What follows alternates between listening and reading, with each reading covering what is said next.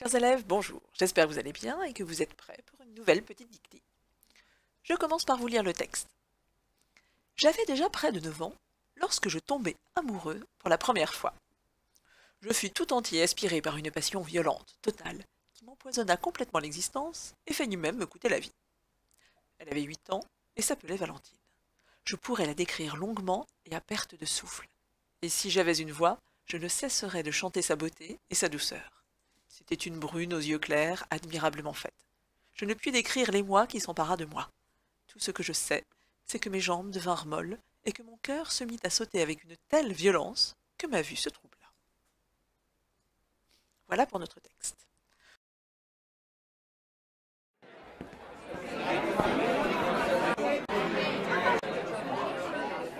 Je commence par vous dicter la première phrase. J'avais déjà près de 9 ans. J'avais déjà près de 9 ans. J'avais déjà près de 9 ans lorsque je tombai amoureux pour la première fois. Lorsque je tombai amoureux pour la première fois. Point.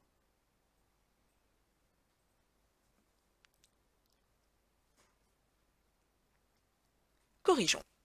J'avais déjà près de 9 ans. Pas de difficulté, j'avais, il s'agit de notre verbe avoir conjugué à l'imparfait, c'est qui avait, c'est je, la terminaison est celle de la première personne du singulier, AIS. Déjà, l'adverbe est invariable, la seule difficulté, ce sont les accents, des et accent aigu, j, a, accent grave. Près de, là aussi, ce près de, vous devez savoir l'écrire, c'est une préposition. Près de, être proche de, c'est ce près qui s'écrit P-R-E, accent grave, S. Près de, alors proche de, environ ici, c'est le sens de ce près de. 9 ans, 9 lui est invariable, c'est un chiffre. En revanche, il y a 9 années, 9 ans, donc an, lui, doit se mettre au pluriel, A-N-S. Attention à l'orthographe de la conjonction de subordination lorsque. Lorsque s'écrit en un seul mot, surtout pas d'apostrophe après le L. On écrit lor, L-O-R-S, et on lui colle que. Lorsque je tombais. La difficulté de mon verbe, ici, est d'identifier le temps auquel il est conjugué.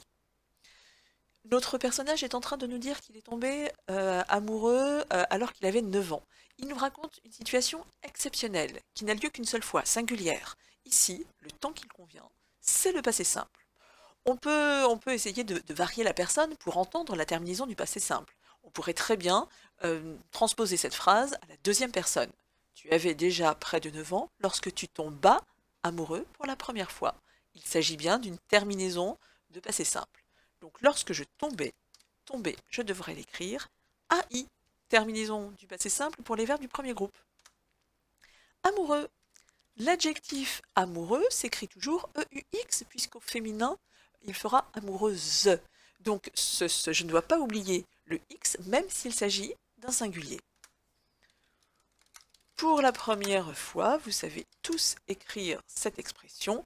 Première fois, ici, c'est fois, F-O-I-S de il était une fois. On ne se trompe pas. Poursuivons. Je fus tout entier aspiré. Je fus tout entier aspiré par une passion violente, virgule. Je fus tout entier aspiré par une passion violente, virgule, totale, virgule,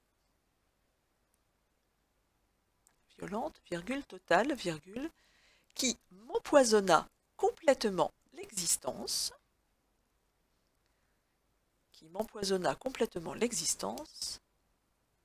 et faillit même me coûter la vie. Point. Et faillit même me coûter la vie. Point. Je fus tout entier aspiré par une passion violente, virgule, totale, virgule, qui m'empoisonna complètement l'existence et faillit même me coûter la vie. Point. Corrigeons. Je fus tout entier aspiré. Ce je fus est l'auxiliaire être conjugué au passé simple, à la première personne du singulier, c'est qui fut aspiré, c'est je, donc la terminaison est US. Je fus tout entier. Ce tout ici est l'adverbe tout, je peux le remplacer par totalement, entièrement, il est au masculin singulier, il reste invariable. Tout entier, même chose. Celui-ci, entier, s'écrira IER à la fin. Et aspirer est un participe passé, employé comme adjectif, ici, qui est employé donc avec l'auxiliaire être. Je vais accorder aspirer avec le sujet. C'est qui est aspiré? C'est je. Je est un garçon. Donc, aspirer s'écrira et tout simplement. Par une passion violente. Aucune difficulté pour ce groupe de mots. Violente est un adjectif, il s'accorde avec passion, il doit se mettre au féminin singulier. Total. Total ici est aussi un adjectif, je cherche ce qui est total, c'est la passion qui est totale. Total doit donc s'accorder au féminin singulier avec le nom passion. Qui m'empoisonna complètement l'existence. Le verbe empoisonner est formé à partir du radical poison, donc je fais attention à bien écrire empoisonner avec un seul S pour obtenir le son THE. Empoisonner prend toujours 2 N. Il est conjugué ici au passé simple, je dois simplement chercher son sujet. C'est quoi qui m'empoisonna? C'est la passion violente, pour le sens. En réalité, c'est qui pour la grammaire, le vrai sujet d'empoisonna. Il est au passé simple, 3e personne du singulier, la terminaison est donc la terminaison A. Complètement est un adverbe que je sais écrire, un seul M à complètement, de même que je sais écrire le nom existence, E-X-I-S-T-E-N-C-E.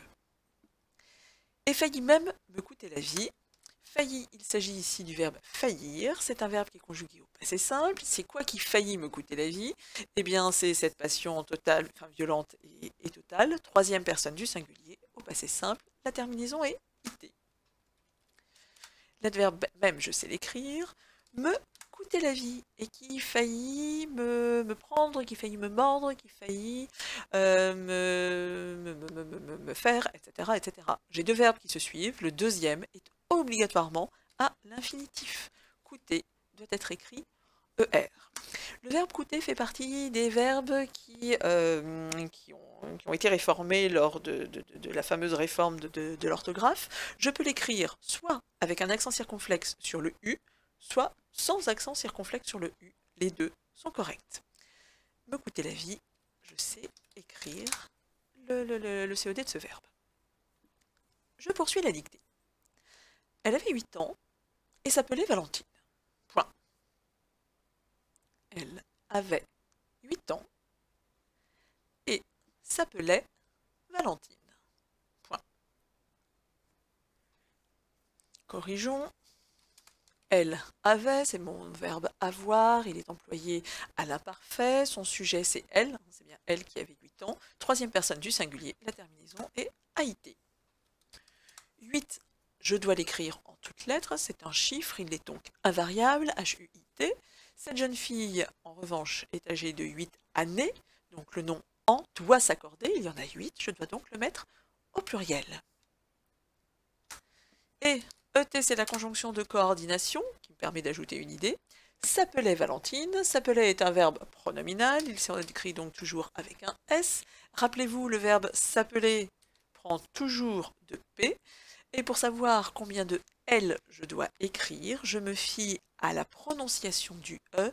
Elle s'appelait, mon E se prononce bien E, c'est la raison pour laquelle je ne mets qu'un seul L. C'est qui s'appelait? C'est elle. 3e personne du singulier, nous sommes à l'imparfait, appelé AIT. Et Valentine, comme ça se prononce. Je dicte. Je pourrais la décrire longuement et à perte de souffle. Virgule. Je pourrais la décrire longuement. Je pourrais la décrire longuement et à perte de souffle. Et à perte de souffle. Virgule.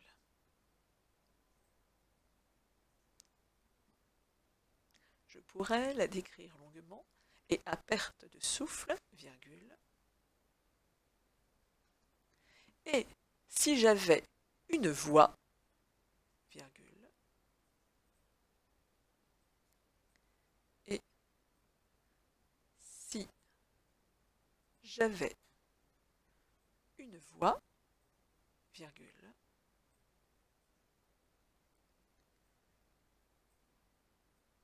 je ne cesserais,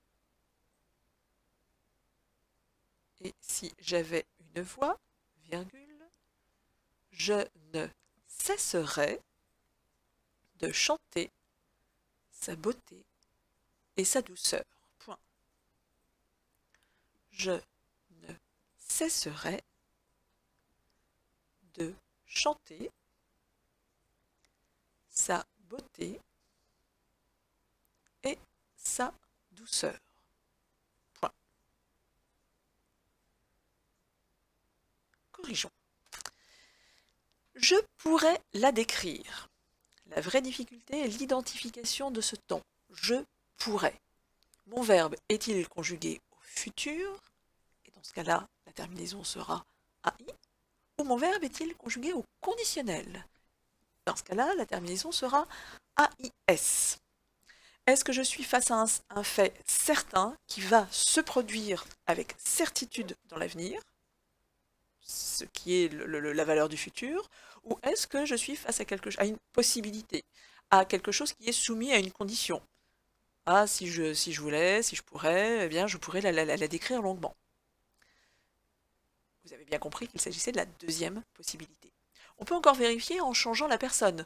Si je transpose le je pourrais en tu, enfin, si je remplace je par tu, j'entendrai, si mon verbe est au futur, j'obtiendrai un tu pourras, ou s'il est au conditionnel, j'obtiendrai un tu pourrais.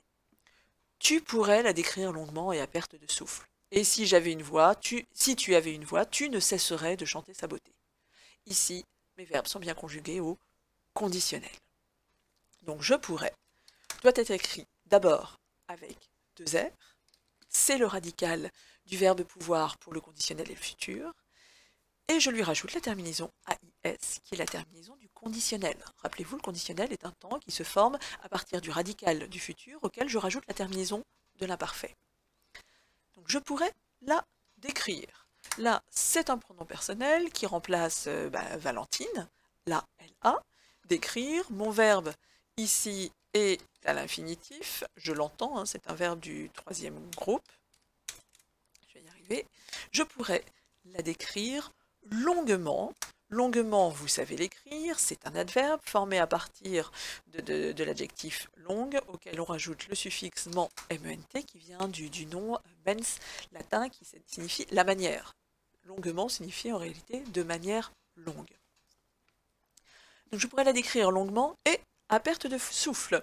Et, conjonction de coordination, ET, à perte de souffle, A est bien évidemment la préposition, sur laquelle je vais rajouter un accent. Perte de souffle, perte bien sûr au singulier, et souffle est un nom qui s'écrit toujours avec deux F. Et, il s'agit toujours de la conjonction de coordination, ET, si j'avais une voix, si conjonction de subordination, cette fois-ci, qui me permet d'évoquer l'hypothèse ou la condition. J'avais mon verbe, je l'ai reconnu, est à l'imparfait, je dois l'accorder avec son sujet, c'est qui avait, c'est je. Donc première personne du singulier, AIS. Une voix, cette voix-là, c'est la voix des cordes vocales. Cette voix des cordes vocales, c'est celle que j'écris V-O-I-X. Eh bien, si j'avais une voix, je ne cesserai de chanter sa beauté et sa douceur. Nous l'avons vu tout à l'heure avec le test de transformation, hein, en remplaçant je par tu. Tu ne cesserais de chanter sa beauté et sa douceur. On entend bien que le conditionnel s'impose pour ce verbe. Donc, je ne cesserai, j'ai le radical du futur, auquel je rajoute la terminaison de l'imparfait, AIS. Je ne cesserai de prendre, je ne cesserai de mordre, je ne cesserai de finir. Ici, ce groupe verbal est suivi d'un infinitif. Chanter s'écrira donc ER, d'autant qu'il est précédé d'une préposition. Je ne cesserai de chanter. Saboter, beauté, vous savez l'écrire. C'est un nom féminin en T, comme la très très grande majorité d'entre eux, il s'écrit TE, sans E. Pensez à liberté, égalité, fraternité, toujours TE. Et sa douceur, sans difficulté, on ne se trompe pas, on ne met surtout pas de cédille sous le C de douceur, dans la mesure où le C se prononce déjà SE, puisqu'il est suivi de la voyelle E. Je dicte la suite. C'était une brune aux yeux clairs, virgule. C'était une brune aux yeux clairs, virgule.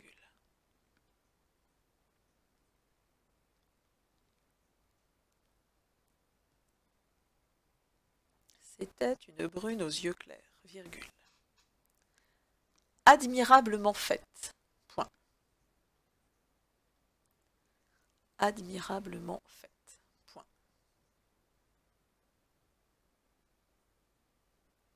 Corrigeons. C'était une brune. Ce c'était, c'est le présentatif, c'est celui qui est constitué du pronom démonstratif suivi du verbe être. Un pronom démonstratif, qui dit démonstratif, dit la lettre C. Donc c'était s'écrit C apostrophe.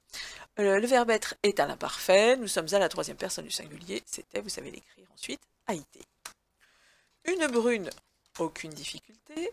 Aux yeux clairs, cette brune, si elle a des yeux clairs, c'est qu'elle a plusieurs yeux clairs, enfin ces deux yeux sont clairs. Donc le O, qui est un article défini contracté, doit être écrit au pluriel, AUX. Yeux, c'est un nom forcément pluriel, puisque c'est le pluriel de œil, donc YEUX. Et clair est un adjectif, c'est quoi qui est clair? Eh bien ce sont les yeux, je dois donc accorder clair avec yeux, je le mets au masculin, pluriel, RS.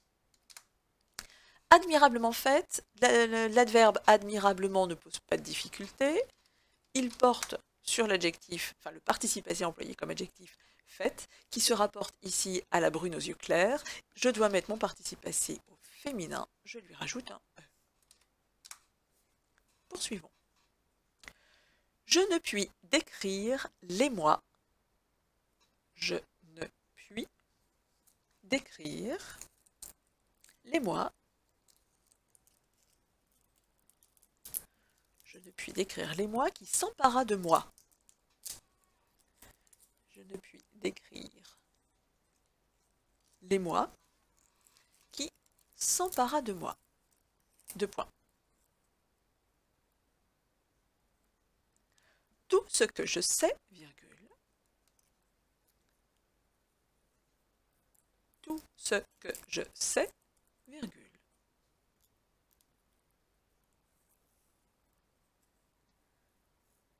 C'est que mes jambes devinrent molles. C'est que mes jambes devinrent molles.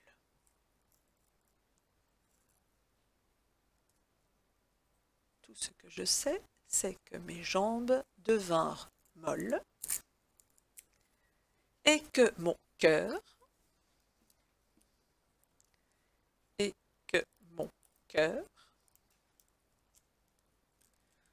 se mit à sauter. Se mit à sauter. Avec une telle violence et que mon cœur se mit à sauter avec une telle violence que ma vue se troubla. Point final. Que ma vue se troubla. Point final. Je corrige. Je ne puis décrire. Je ne puis Ce puis, c'est le verbe pouvoir, conjugué au présent de l'indicatif. C'est une deuxième forme du verbe. Pour ce temps, je peux avoir aussi bien la forme je peux que je puis, une forme un petit peu archaïque, c'est-à-dire un petit peu ancienne. Néanmoins, je dois savoir l'accorder. Le sujet étant je, puis s'écrit P-U-I-S. Je ne puis d'écrire, il s'agit du verbe d'écrire à l'infinitif. Il ne présente aucune difficulté. Les mois. Le mot et moi doit s'écrire E-M-O-I. Et c'est tout. Qui s'empara de moi? Le pronom relatif qui, aucune difficulté, s'empara de moi. S'empara, c'est un verbe pronominal, c'est le verbe s'emparer. Il s'écrit donc avec un S apostrophe. Et empara est conjugué au passé simple à la troisième personne du singulier, parce que c'est quoi qui s'empara de moi? C'est les moi, pour le sens, qui, pour la grammaire, qui est le sujet de s'empara. Donc je dois le conjuguer au passé simple à la troisième personne du singulier, c'est-à-dire A. De moi, moi ici est le pronom personnel de première personne, aucune difficulté. Tout ce que je sais, eh bien tout est un pronom indéfini, tout est un collectif qui représente toutes les choses que je sais, mais ce tout collectif s'écrit toujours T-O-U-T. Tout ce que je sais, ce c'est un démonstratif, d'autant qu'il est suivi ensuite de que, ce ne peut s'écrire qu'avec un C.